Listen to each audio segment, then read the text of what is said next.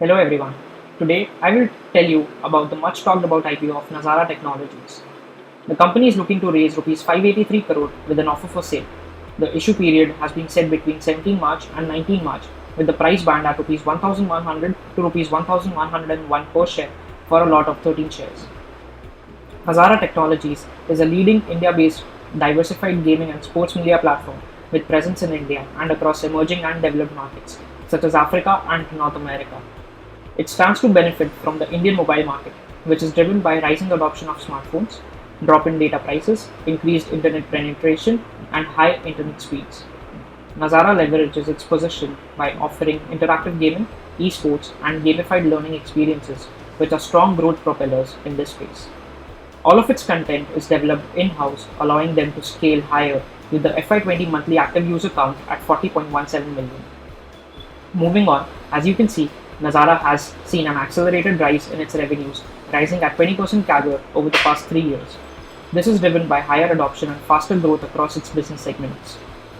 A significant driver of growth has been the esports platform. The number of clients associated with its platform has risen from just 8 to 36 in this time period, while the average visits per month went up from 28 million to 59 million. Rise in these metrics has aided the platform to grow from just 2% of total revenues in FY18 to 32% of revenues as of H1 FY21. Nazara believes in acquiring small businesses to boost its growth, and this inorganic style of business is enabling it to benefit from synergies. While its pace of acquisitions has been swift, the company has been prudent with funding this growth. The acquisitions have been mainly through cash and internal accruals, and there is no debt on Nazara's books. Cash and equivalents as of FY20 stood at Rs 186 crore, which as of now seems sufficient for making any further small acquisitions the company deems fit.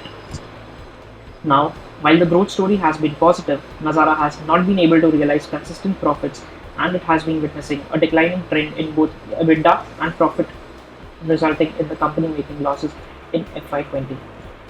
A similar trend continues with its cash flows, which have been highly erratic and are yet to see any signs of stability. As seen before, a key factor investors need to consider is the fact that profits have been negative and hence its return ratios cannot be computed. This is primarily due to the shift from the telco business, which delivered margins of over 30%, to lower margin, high growth verticals in the gaming space, which are yet to see substantial improvement in margins. The gamified learning platform derives a high amount of revenue from the US. With a high growth opportunity in this space from global players, Nazara faces stiff competition and needs to constantly improve, innovate its platforms, and remain competitive to preserve its market share. Over 58% revenues come from subscription based services. A change in consumer trend or superior offerings coming elsewhere can result in customers shifting to other platforms and unsubscribing from Nazara's offerings, impacting revenues of the company.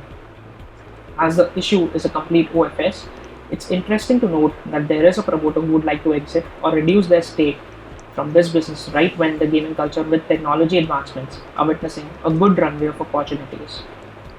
In conclusion, Nazara operates in a niche category offering accelerated growth prospects, but profits and cash flows have not yet caught up with this growth and continue to be a concern. Operating in a highly dynamic industry, the company constantly faces intense competition from players globally, and there is low stickability once the fad is over.